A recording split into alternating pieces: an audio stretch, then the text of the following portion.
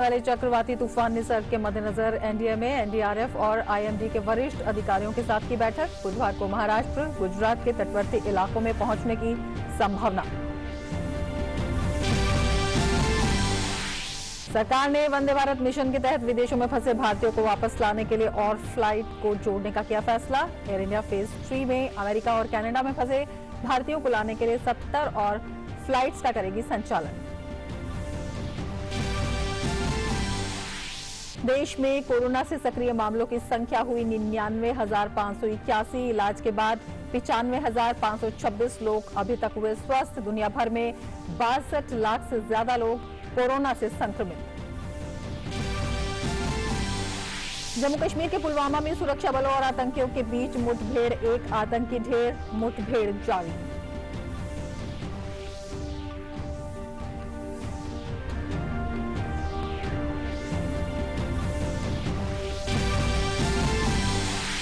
और अंतर्राष्ट्रीय खबरों में एक श्वेत नागरिक की पुलिस हिरासत में मौत के बाद अमेरिका के करीब 40 शहरों में भारी विरोध प्रदर्शन। न्यूयॉर्क, शिकागो, फिलाडेल्फिया और लॉस एंजलिस में पुलिस की प्रदर्शनकारियों के साथ हिंसक झड़पें।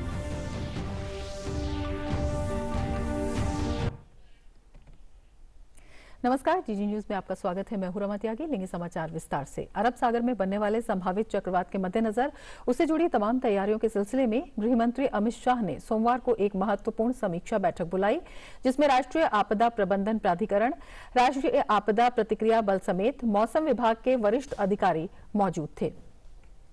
इस समीक्षा बैठक में गृह राज्य मंत्री नित्यानंद राय और एनडीआरएफ के महानिदेशक भी शामिल हुए। गृह मंत्री अमित शाह ने बैठक में पूरे हालात और तैयारियों का जायजा लिया और अधिकारियों को हर संभव मदद के निर्देश दिए।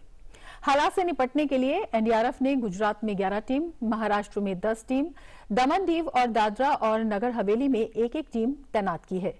मौसम विभाग के अनुसार अरब सागर में बनने वाला चक्रवात महाराष्ट्र और गुजरात के तटीय हिस्सों को प्रभावित कर सकता है।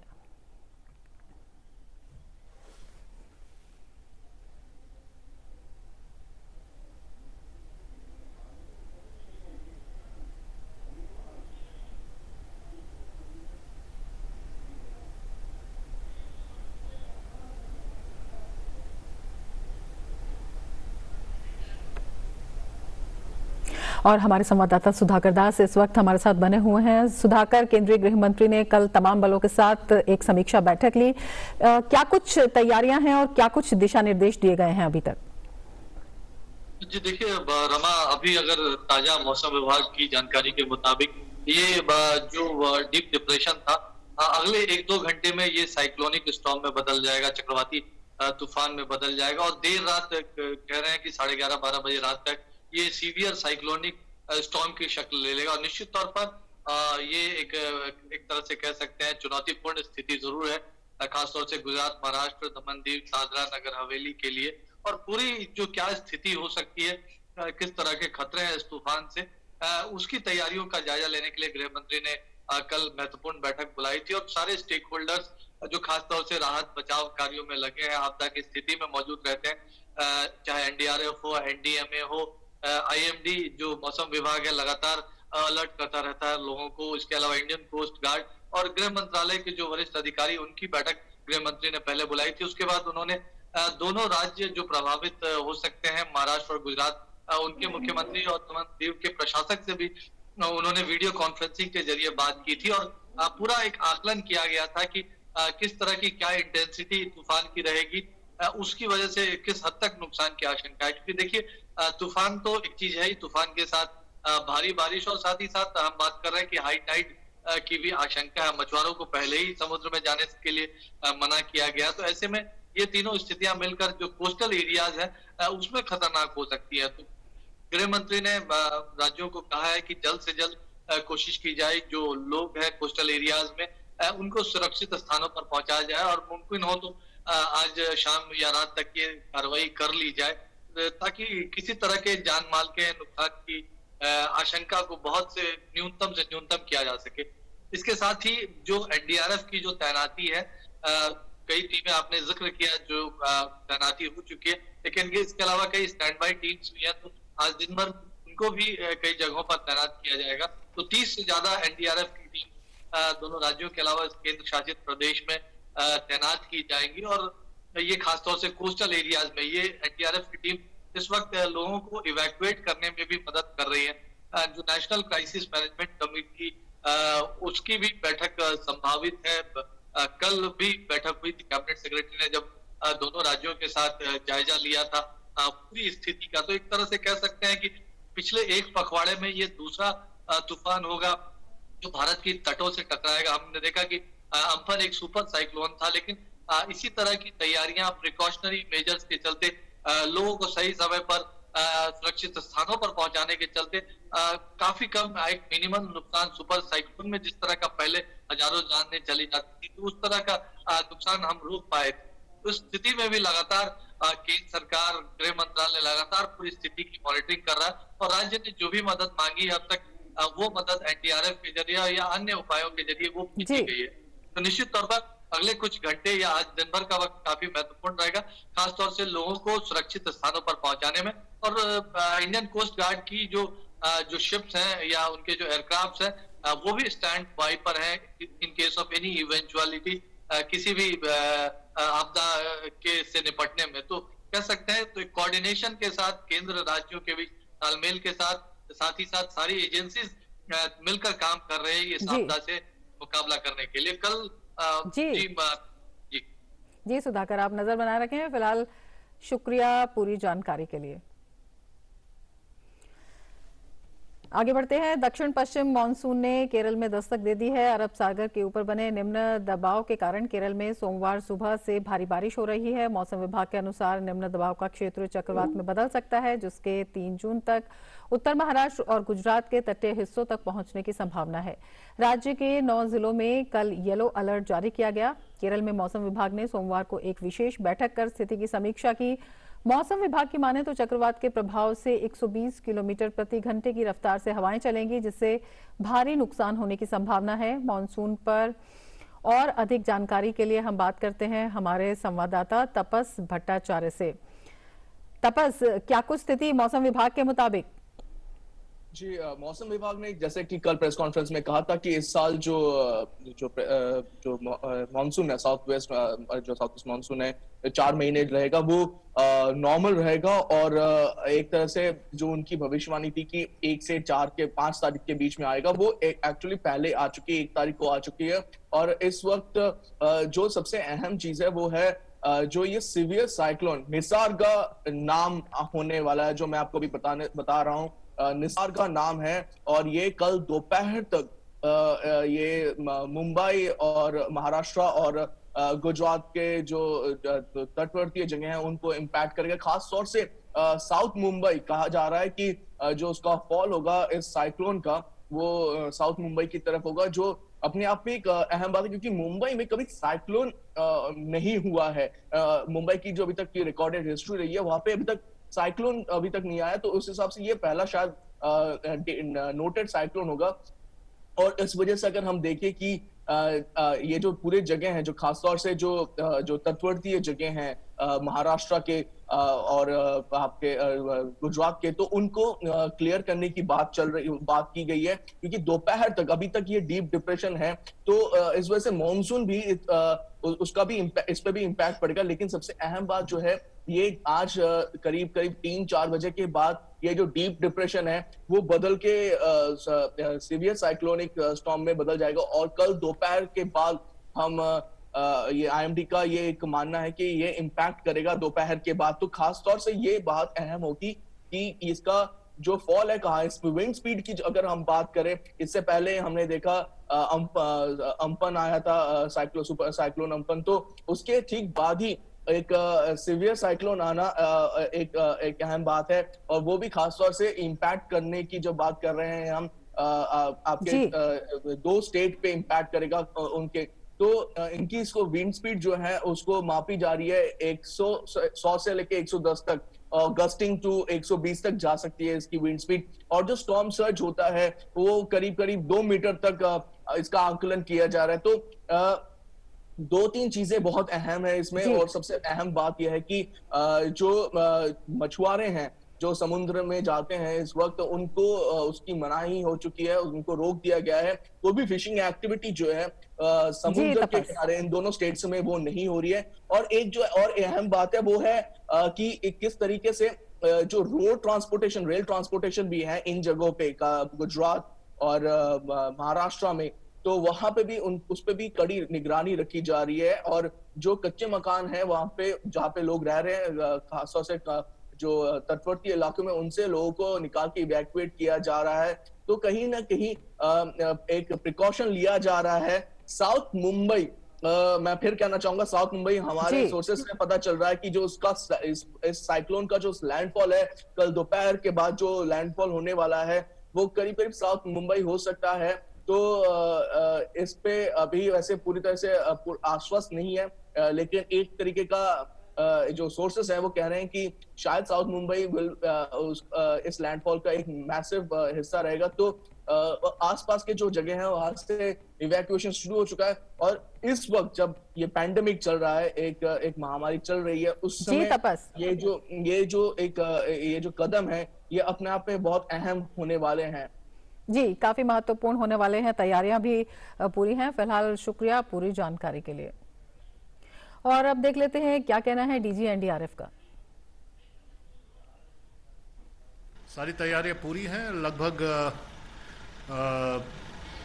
10 और 21 टीमें एनडीआरएफ की दोनों राज्यों में तैनात हैं और करीब 10 और टीमें रिजर्व में रहेंगी। और साथ ही साथ पंजाब में स्टैंड बाय में 6 टीमें रहेंगी और 5 टीमें आंध्र प्रदेश में रहेंगी। तो इस तरह से तैयारी मुकम्मल है। तो चक्रवात निसर्ग से निपटने की तैयारी पूरी है। डीजी एनडीआरएफ ने बताया कि बड़े पैमाने पर जो टीम्स की तैनाती कर दी गई है। कल गृह मंत्री अमित शाह के नेतृत्व में तमाम राहत और जो सुरक्षा बल हैं उनके साथ एक मीटिंग हुई थी और उसके बाद तमाम स्थितियों पर नज़र रखी जा रही है और इससे निपटने की पूरी तैयारियां पहले से ही की जा रही है। मौसम विभाग का कहना है कि 120 किलोमीटर प्रति घंटे की रफ्तार से हवाएं चल सकती हैं। तो चुनौती बड़ी है, लेकिन उसके लिए तैयारी लगातार सरकार की तरफ से पहले ही पूरी कर ली गई है। आगे बढ़ते हैं। वंदे भारत मिशन के तीसरे चरण में अमेरिका और कनाडा से स्वदेश लौटने वाले लोगों के लिए एयर इंडिया 70 उड़ानें संचालित करेगी। ये उड़ानें 11 जून से 30 जून के बीच संचालित होंगी। नागरिक उड्डयन मंत्री हरदीप सिंह पुरी ने सोमवार देर रात एक ट्वीट करके ये जानकारी दी। उन्होंने कहा कि वंदे भारत मिशन के तहत विदेशों में फंसे और स्वदेश लौटने के इच्छुक भारतीयों को लाने के लिए और अधिक उड़ानें संचालित की जाएंगी। फिलहाल एयर इंडिया 11 जून से 30 जून 2020 के बीच मिशन के तीसरे चरण के तहत यूएसए और कनाडा के लिए 70 उड़ानों का संचालन करेगी।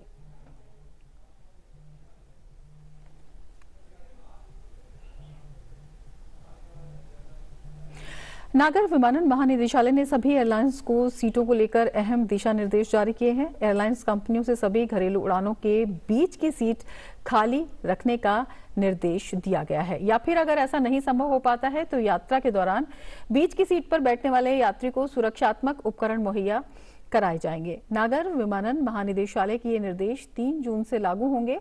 एयरलाइंस को सभी यात्रियों को सुरक्षा किट प्रदान करने के लिए कहा गया है, जिसमें 3 layer surgical mask, face shield और पर्याप्त सैनिटाइजर शामिल हैं।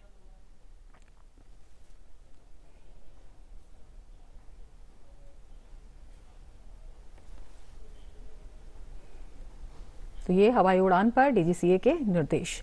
जम्मू कश्मीर में आतंकियों और सुरक्षा बलों में मुठभेड़ जारी है। इसमें एक आतंकवादी मारा गया है। पुलवामा जिले के त्राल के सेमो में आतंकवादियों और सुरक्षा बलों के बीच मुठभेड़ शुरू हुई, जिसमें अब तक एक आतंकी मारा गया है।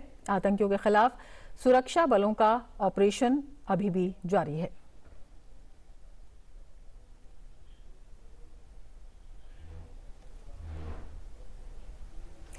आगे बढ़ते हैं। प्रधानमंत्री नरेंद्र मोदी की अध्यक्षता में केंद्रीय मंत्रिमंडल की बैठक हुई। इस बैठक में कई महत्वपूर्ण फैसले लिए गए। केंद्रीय मंत्री नितिन गडकरी, प्रकाश जावड़ेकर और नरेंद्र तोमर प्रेस कॉन्फ्रेंस कर इन्होंने सरकार के फैसलों की जानकारी दी। ये नरेंद्र मोदी सरकार के दूसरे कार्यकाल के 1 साल पूरा होने के बाद पहली बैठक थी।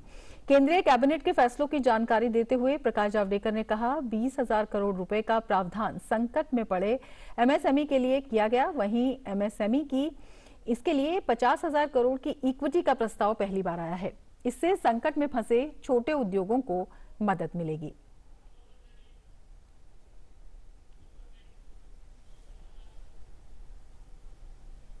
विभिन्न क्षेत्रों में चुपचाप काम करते हुए 6 करोड़ से अधिक एमएसएमईज की एक मजबूत और आत्मनिर्भर भारत के निर्माण में महत्वपूर्ण भूमिका है। जो एमएसएमई संकट में है उनको इक्विटी सहायता प्रदान करने के लिए अधीनस्थ ऋण के रूप में 20,000 करोड़ रुपए का प्रावधान का प्रस्ताव आज कैबिनेट द्वारा औपचारिक रूप से अनुमोदित किया गया। इससे 2 लाख ऐसे जो संकट में है ऐसे एमएसएमई को फायदा होगा। एमएसएमई के लिए 50,000 करोड़ रुपए की इक्विटी निवेश का प्रस्ताव भी पहली दफा हुआ है। देश भर के विभिन्न क्षेत्रों में चुपचाप काम करते हुए 6 करोड़ से अधिक एमएसएमईज की एक मजबूत और आत्मनिर्भर भारत के निर्माण में महत्वपूर्ण भूमिका है। जो एमएसएमई संकट में है उनको इक्विटी सहायता प्रदान करने के लिए अधीनस्थ ऋण के रूप में 20,000 करोड़ रुपए का प्रावधान का प्रस्ताव आज कैबिनेट द्वारा औपचारिक रूप से अनुमोदित किया गया। इससे 2 लाख ऐसे जो संकट में है ऐसे एमएसएमई को फायदा होगा। एमएसएमई के लिए 50,000 करोड़ रुपए की इक्विटी निवेश का प्रस्ताव भी पहली दफा हुआ है। केंद्रीय कृषि मंत्री नरेंद्र तोमर ने कहा कि कृषि लागत और मूल्य आयोग को लेकर सुझाव आए थे, उन्हें मंजूर कर लिया गया है। स्वामीनाथन आयोग की सिफारिश को अमल में लाया गया है। कृषि लागत और मूल्य आयोग की 14 फसलों के लिए सिफारिश आ गई है। कैबिनेट ने इसे मंजूरी दे दी है। किसानों को राहत देने के लिए 14 खरीफ फसलों के लिए न्यूनतम समर्थन मूल्य में 50 से 83% की वृद्धि की गई है।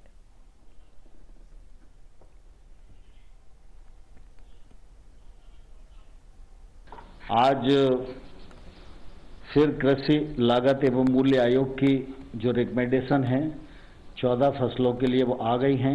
जिसे धान को देखेंगे तो लागत का 50% अधिक मुनाफे को ध्यान में रखते हुए 1868 यह घोषित की गई है। इसी प्रकार से ज्वार हाइब्रिड को देखेंगे तो ये इसमें भी 50% मुनाफा हो, इस दृष्टि से 2620 घोषित की गई है। बाजरा को अगर हम देखेंगे तो 150 उस 83% को ध्यान में रखते हुए 2150 घोषित किया गया है। इसका लाभ निश्चित रूप से किसानों को बड़ी मात्रा में अगले बार होने वाला है। कैबिनेट के फैसलों में किसानों के लिए अहम फैसले किए गए हैं, जिनके तहत 3 लाख रुपए तक के लोन पर भुगतान की अंतिम तारीख 31 अगस्त तक के लिए बढ़ा दी गई है। किसानों को दी गई छूट के बाद 4% पर लोन मिलेगा। समय पर किसान अपना फसली ऋण चुकाने में सफल होता है तो किसान को 4% ब्याज पर कर्ज मिलता है। इस बार आपको ध्यान है कि 31 मार्च भी लॉकडाउन की स्थिति में था, तो उस समय हम लोगों ने सोचा कि 31 मई तक शायद ये ठीक ठाक स्थिति आ जाएगी, लेकिन अभी भी सामान्य स्थिति नहीं है। लेकिन अभी भी ऐसी स्थिति है कि कई जगह खरीद का काम भी चल रहा है, कई जगह बैंक में जाना थोड़ा दुर्लभ ही हो रहा है। इसलिए किसानों के हित में माननीय प्रधानमंत्री जी ने इस तिथि को बढ़ाकर अब 31 अगस्त कर दिया है। केंद्रीय मंत्री नितिन गडकरी ने कहा कि एमएसएमई डेवलपमेंट के लिए 50 करोड़ रुपए के निवेश और 250 करोड़ रुपए के कारोबार की सीमा तय है। अब ये जो फंड ऑफ फंड हमने जो क्रिएट किया हुआ है, ये बहुत ही आधार पर जो कमजोर एमएसएमई है, जो आर्थिक दृष्टि से एनपी अकाउंट हो गया है, बंद पड़ी हुई है, उनके कारण सबसे बड़ा इसका रिस्ट्रक्चरिंग करने के लिए उसका उपयोग होगा। उससे वो इंडस्ट्री वायबल हो जाएगी। और ये 20,000 करोड़ का फंड है, तो करीब इसका 2 लाख एमएसएमई यूनिट को फिर से शुरू करने में जो वो विशेष रूप से डिस्ट्रेस में है उनको इसका फायदा होगा। और ये जो बड़े इंडस्ट्री है इनके शेयर स्टॉक एक्सचेंज में लोग लेते हैं, खरीदते हैं, ये आपको पता है। एमएसएमई को ये सहूलियत नहीं थी, तो अभी हमने एक 10,000 करोड़ का शुरुआती योगदान दिया है और इस फंड को बाकी के फंड ऐड करके ये 50,000 करोड़ का फंड बनेगा। और जो एमएसएमई एक्सपोर्ट करती है, जिनका टर्नओवर अच्छा है, जीएसटी रिकॉर्ड अच्छा है, तो हम उनको पहले ही उनके फंड के लिए हम उसमें हमारी इक्विटी खरीदी करेंगे। वो मैक्सिमम 15% है, जो भी है उसकी फंड उसमें हम खरीद सकते हैं और ये इक्विटी के कारण उनको स्ट्रेंथ मिलेगी। देश भर में सोमवार से 200 विशेष रेलगाड़ियां चलाई जा रही हैं। ये रेल सेवा श्रमिक, स्पेशल और 30 वातानुकूलित विशेष रेलगाड़ियों के अतिरिक्त हैं। इन रेलगाड़ियों में वातानुकूलित और सामान्य श्रेणी दोनों के लिए आरक्षित टिकट उपलब्ध होंगे।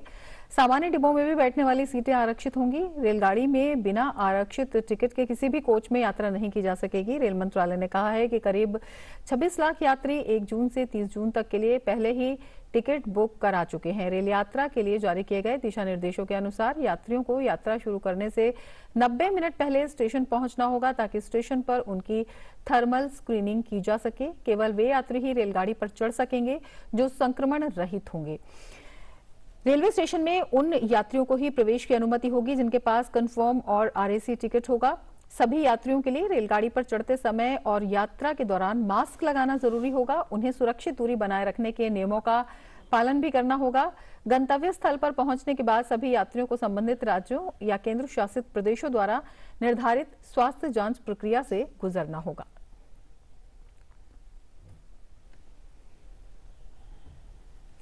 बंबई उच्च न्यायालय ने सोमवार को कहा कि अग्रिम पंक्ति के कर्मियों के लिए कोविड-19 का जोखिम कम करना केंद्र और राज्य सरकारों का कर्तव्य और दायित्व है। अदालत ने इसके साथ ही महाराष्ट्र के विदर्भ क्षेत्र में सभी चिकित्सा कर्मियों एवं पुलिसकर्मियों का आरटी-पीसीआर परीक्षण करने का निर्देश दिया। उच्च न्यायालय ने कहा कि इसमें बिना लक्षण वाले अग्रिम पंक्ति के कर्मी भी शामिल होंगे। अदालत ने कहा कि राज्य सरकार और नागपुर नगर निकाय के इस रुख से उसके लिए सहमत होना संभव नहीं है कि भारतीय चिकित्सा अनुसंधान परिषद के दिशा निर्देशों के तहत अग्रिम पंक्ति के कर्मियों का आरटी-पीसीआर परीक्षण नहीं शामिल है। पीठ ने भारतीय चिकित्सा अनुसंधान परिषद को विदर्भ क्षेत्र के अग्रिम पंक्ति के कर्मियों के नियमित परीक्षण के लिए 1 सप्ताह के अंदर उपयुक्त नीति बनाने और प्रोटोकॉल तय करने का निर्देश भी दिया।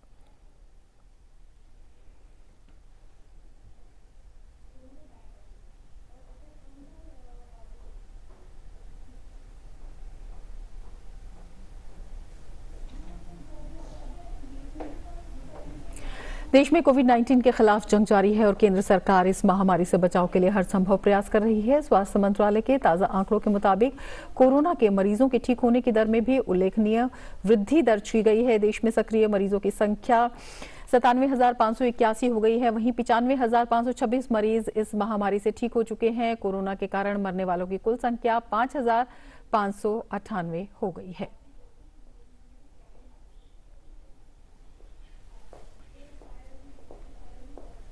और दुनिया भर में कोरोना वायरस से संक्रमित लोगों की संख्या 61,52,000 से ज्यादा हो गई है, जिसमें मरने वालों की संख्या 3,71,000 के पार है। दुनिया में कोरोना से सबसे अधिक प्रभावित अमेरिका में संक्रमित लोगों की संख्या 17,88,000 के पार है। वहीं मृतकों की संख्या 1,04,000 से अधिक हो गई है।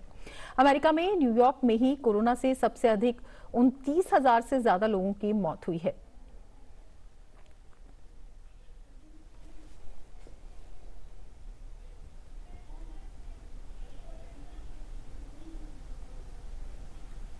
ब्राजील में कोरोना का कहर जारी है, जहां एक दिन में कोरोना से 890 लोगों की जान जा चुकी है।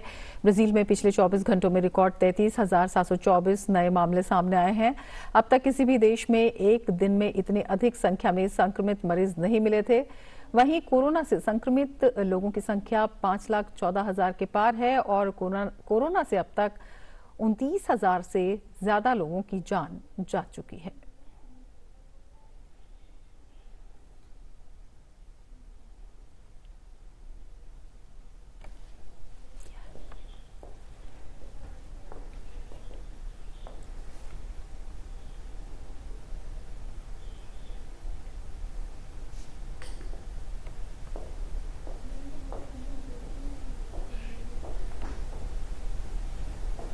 इसके साथ ही इस बुलेटिन में फिलहाल इतना ही। नमस्कार।